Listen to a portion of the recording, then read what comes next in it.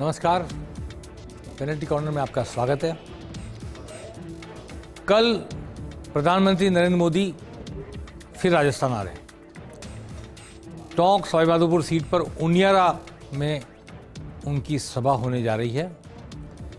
ये एक ऐसी सीट है जहां से कभी हरीश मीणा जो कांग्रेस के प्रत्याशी हैं, उनके बड़े भाई नमो नारायण मीणा केंद्र में मंत्री रहे, दोनों भाई डीजीपी रहे पुलिस के, दोनों की एक तरह सीट मानी जाती है। यहाँ से हरीश मीणा विधायक भी हैं, कांग्रेस के प्रत्याशी भी हैं, डीजीपी भी रहे हैं, उनके भाई नमो नारायण मीणा भी डीजीपी रहे हैं, सांसद भी रहे हैं, केंद्रीय मंत्री भी रहे हैं इसी सीट से। उनके सामने सुखबीर सिंह जोनापुरिया, ये भाजपा के प्रत्याशी हैं, वर्तमान में सांसद भी हैं, पहले भी सांसद रहे हैं, और ये ऐसी सीट है जहाँ जातीय आधार पर मतदान होता है। टोंक वो इलाका है जहाँ से सांसद का चुनाव लड़ने वाले व्यक्ति को कांग्रेस से सचिन पायलट का समर्थन मिलता है तो एक ताकत मिलती है, और भाजपा से चुनाव लड़ने वाले व्यक्ति को सवाईमाधोपुर सीट से किरोड़ीलाल मीणा का समर्थन मिलता है तो ताकत मिलती है। अब किरोड़ीलाल मीणा कितने प्रासंगिक हैं जबकि हरीश मीणा कांग्रेस के प्रत्याशी हैं? एक सवाल तो ये, और एक सवाल एक सुखबीर सिंह जोनापुरिया जब बीजेपी के प्रत्याशी हैं तो सचिन पायलट कितने प्रासंगिक हैं कांग्रेस के प्रत्याशी के लिए? यानी कांग्रेस का प्रत्याशी मीणा है, सचिन पायलट गुर्जर समाज को क्या मोटिवेट कर पाएंगे जबकि बीजेपी का प्रत्याशी गुर्जर है, और बीजेपी का प्रत्याशी गुर्जर है, क्या किरोड़ीलाल मीणा वोटर को उसकी तरफ मोड़ पाएंगे जबकि कांग्रेस का प्रत्याशी मीणा है? ये एक जातीय आधार पर पोलराइज होने वाली सीट है। यहाँ पर बड़ी संख्या में माली भी हैं, और जो माली हैं उनके वोट किधर जाते हैं, कई बार ये एक महत्वपूर्ण तथ्य हो जाता है। हरीश मीणा वर्तमान में विधायक हैं, इसलिए अगर वो सांसद बनते हैं तो भाजपा के दो बड़े नेताओं के साथ कांग्रेस के कई लोगों की निगाह इस बात पे बनी हुई है कि वो अच्छा जीत जाए तो सीट खाली हो, उपचुनाव हो। इसमें भाजपा की एक राष्ट्रीय स्तर की नेत्री भी शामिल है। लेकिन चूंकि गुर्जर समुदाय के वोट सुखबीर सिंह जोनापुरिया के पकड़ में हैं और सचिन पायलट का नेतृत्व तो स्वीकार्य है गुर्जरों को, परंतु वो गुर्जर प्रत्याशी बीजेपी का होता है उसके खिलाफ जाए कांग्रेस के साथ, ये देखने वाली बात होगी। तो ये लड़ाई परोक्ष रूप से पर्दे के पीछे सचिन पायलट की कांग्रेस में अग्नि परीक्षा है कि उनके समर्थक, उनके जातीय समर्थक किस हद तक वो उनके कब्जे में है, और किरोड़ीलाल मीणा की भी एक अग्नि परीक्षा है कि हरीश मीणा के खिलाफ भाजपा के प्रत्याशी जोनापुरिया को कितने वोट मीणा समाज के डाइवर्ट कर पाते हैं। ये दोनों के नेतृत्व की शक्ति की परीक्षा होगी। इस जगह कल नरेंद्र मोदी आ रहे हैं।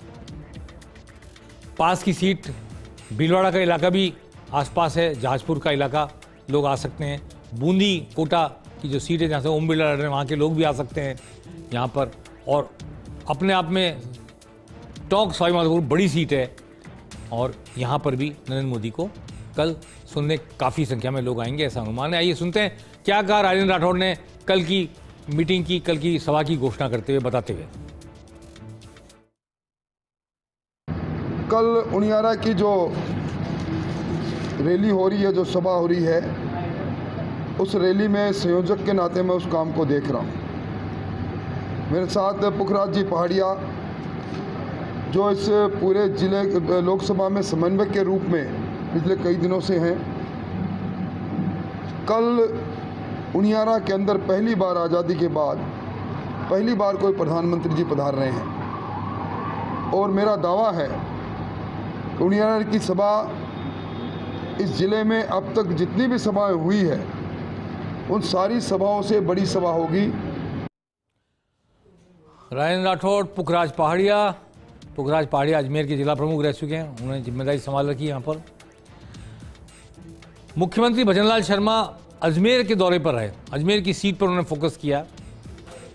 अजमेर की सीट वैसे तो भाजपा गढ़ मानी जाती है, एक बार उपचुनाव जीते रघु शर्मा, एक बार मुख्य चुनाव जीते सचिन पायलट, पिछले 40 सालों में एक बार प्रभा ठाकुर जीती, बाकी बीजेपी। लेकिन ये सीट इसलिए महत्वपूर्ण है कि रामचंद्र चौधरी जिन्हें कांग्रेस ने टिकट दिया है वो 34 साल से अजमेर डेयरी के चेयरमैन है और 1100 दुग्ध उत्पादक समितियों में पिछले 34 साल से उनकी वर्किंग है। गांव-गांव में लोग उनके चेहरे नाम को जानते हैं। उनके सामने जो सांसद निवर्तमान है भागीरथ चौधरी, उनको टिकट दिया बीजेपी ने, वो विधानसभा चुनाव हार गए थे। हारे नहीं, तीसरे नंबर पर रहे थे किशनगढ़ से अपनी सीट से। और उनके सामने नंबर 2 पर जो रहे सुरेश टाक निर्दलीय, उनको बीजेपी में ले लिया गया। पर उनको ये शिकायत है कि भागीरथ चौधरी उनको किसी कार्यक्रम में नहीं बुला रहे। भजनलाल शर्मा गए, उन्होंने पार्टी को एकजुट करने की कोशिश की, संदेश दिया एकजुट होकर लड़ो, इस सीट को हर हाल में जीतना है, अच्छे से जीतना है। और भजनलाल शर्मा ने काफ़ी मंत्र फूंका एकता का, लेकिन सुरेश टाक को फिर भी भागीरथ चौधरी के समर्थकों ने अपने साथ रखना स्वीकार नहीं किया।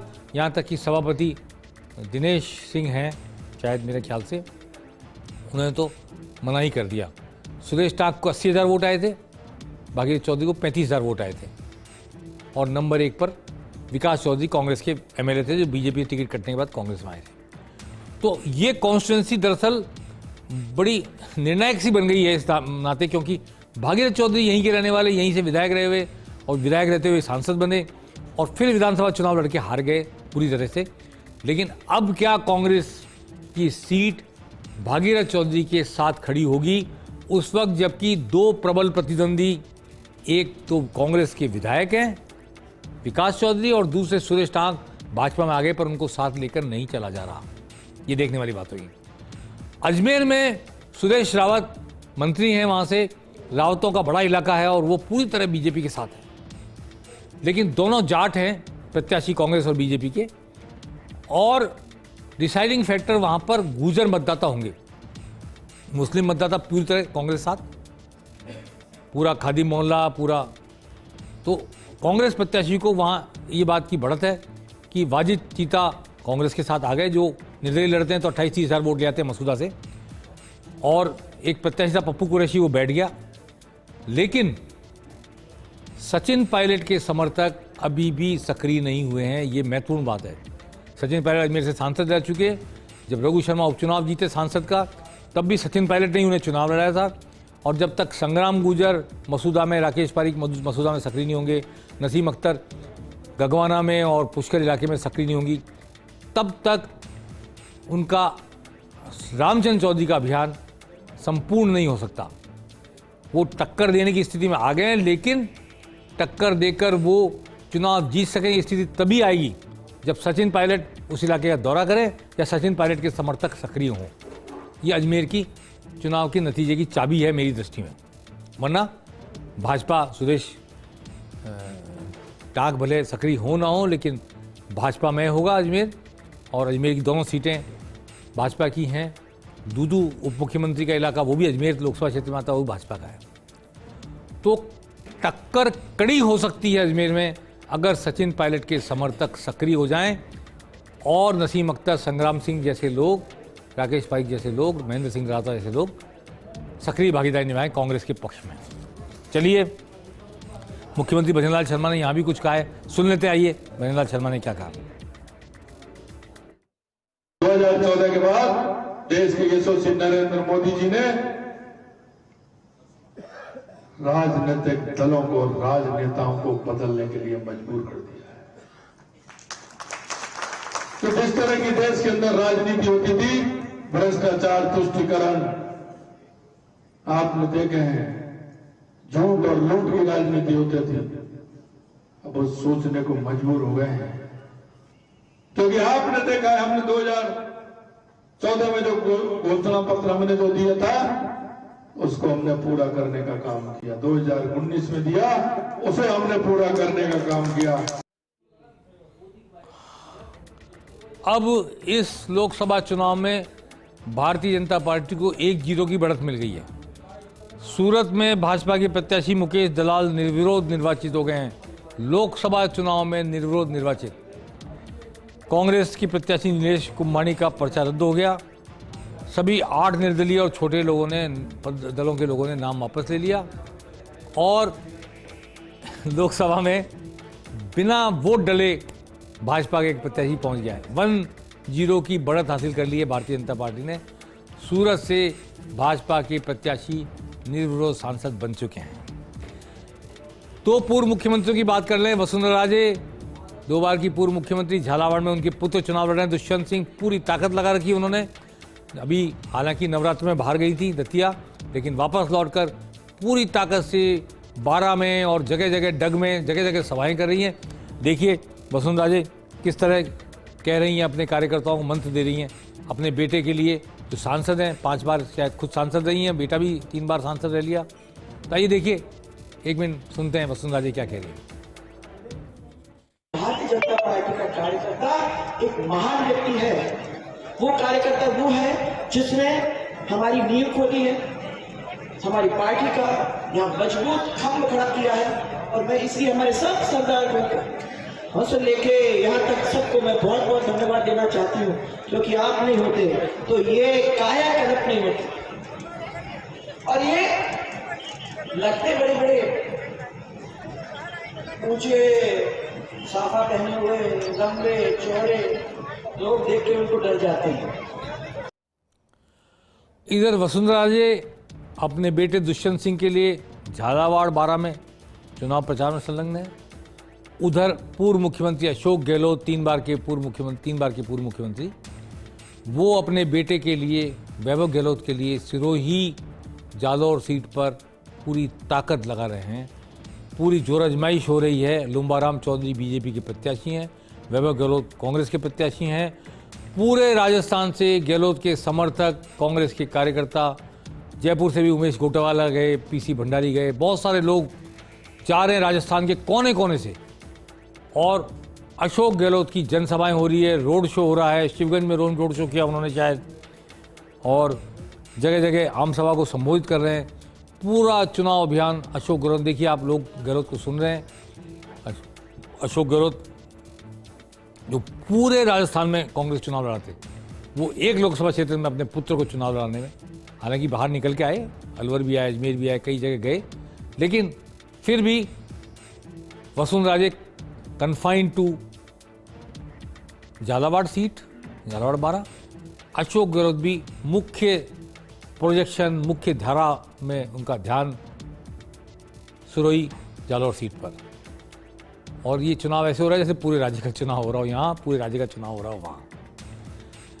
देखते हैं दोनों पूर्व मुख्यमंत्रियों के पुत्रों की, क्योंकि दुष्यंत तो पहले लोकसभा में है, लेकिन वैभव गहलोत की एंट्री होती है किसी सदन में, ये देखने वाली बात होगी इस चुनाव में। क्योंकि अशोक गहलोत के लिए उम्रदराज हो गए हैं, तो ये बहुत ज़रूरी है कि वो अपनी राजनीतिक उत्तराधिकारी के रूप में उनको स्थापित करें। इस कोशिश में लगे हैं, लेकिन स्थापित कर पाते नहीं कर पाते। हालांकि संयम लोढ़ा पूरा जोर लगा रखा है, वो वहीं से विधायक भी रह चुके हैं, सिरोही से, शिवगंज से, तो इसलिए वो अशोक गहलोत के प्रबल समर्थक हैं और साथ लगे हैं। अब बात करते हैं बांसवाड़ा सीट की।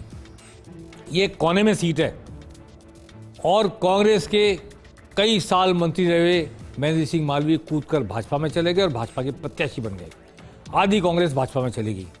रेशमा मालवीय, इनकी धर्मपत्नी, जिला प्रमुख हैं, वो भाजपा में चलेगी कांग्रेस के साथ। अब वहाँ पर बीटीपी नहीं, क्षमा करें, बाप, पीटीपी अब नहीं रही उसमें ताकत में। बाप जो है भारतीय आदिवासी पार्टी, वो लड़ रही चुनाव, और कांग्रेस ने अपना प्रत्याशी खड़ा करने के बाद भी उसको हटा दिया कि नहीं, हम तो बाप का साथ देंगे। बाप ने भले गठबंधन करने से इनकार कर दिया तो भी, क्योंकि कांग्रेस का पर्पज है महेंद्र सिंह मालवीय को किस तरह हराएं, बीजेपी को ये सीट ना मिलने दें, भले बाप जीत जाए। मैंने पहले भी कहा था, आपको ध्यान होगा, अपनी एक आंख फूटे फूट जाए, दूसरे की 2 फूटनी चाहिए। इसलिए कांग्रेस ने प्रत्याशी खड़ा करके विड्रॉ हो गया। कांग्रेस अपने 5 विधायक होने के बावजूद इस कॉन्स्टिट्यूंसी से चुनाव नहीं लड़ रही, लड़ने के बावजूद नहीं लड़ रही। अब वहां एक नया डेवलपमेंट हुआ है कि वहां नया तरह का ध्रुवीकरण शुरू हुआ है। भारतीय आदिवासी पार्टी बहुसंख्यक आदिवासियों को के सेंटीमेंट्स को रिप्रेजेंट करती है, और उसके आसपास का इलाका, बस्तर का इलाका, मध्य प्रदेश का बहुत सारा इलाका उसके साथ जुड़ा हुआ है। और वहाँ एक आदिवासियों के आंदोलन के रूप में ये पार्टी खड़ी हुई है। गुजरात का भी इलाका कुछ उससे जुड़ा हुआ है और लोग वहाँ स्मेल कर रहे हैं। मेरी कई लोगों से बात हुई जो कांग्रेस के हैं, परंतु वो बाप का साथ इसलिए नहीं देना चाहते कि उनको एक दिन इसमें लगता है कि कभी कहीं कट्टरवाद जन्मेगा आदिवासियों का, कभी कहीं वनांचल प्रदेश की मांग होगी, भील प्रदेश की मांग होगी। और ऑलरेडी मैं बताना चाहता हूँ, बांसवाड़ा डूंगरपुर की में इन दोनों जिलों की सरपंच से लेकर सांसद तक के 100% पद एसटी के लिए रिजर्व हैं, दलितों के लिए, आदिवासियों के लिए रिजर्व हैं। वहाँ अनुसूचित जाति का यानी एसटी का व्यक्ति भी सरपंच, पार्षद, प्रधान, प्रमुख, जिला प्रमुख, एमएलए, एमपी नहीं हो सकता, सवर्ण तो हो ही नहीं सकता। ऐसी स्थिति में टीएसपी एरिया इसको कहते हैं, ट्राइबल सब प्लान।